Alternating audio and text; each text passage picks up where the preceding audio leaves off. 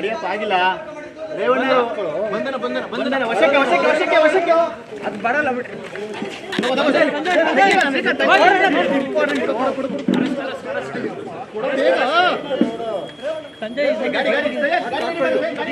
ವಶಕ್ಕೆ ಈಗಾಗಲೇ ಅಧಿಕಾರಿಗಳು ಸುಮಾರು 10 ನಿಮಿಷಗಳಿಂದ ಇಲ್ಲಿ ದೇವೇಗೌಡರ ನಿವಾಸದ ಬಾಗಿಲು ಓಪನ್ ಆಗೋದಕ್ಕೆ ಕಟ್ಟಿದ್ರು. ಕೊನೆಗೂ ಕೂಡ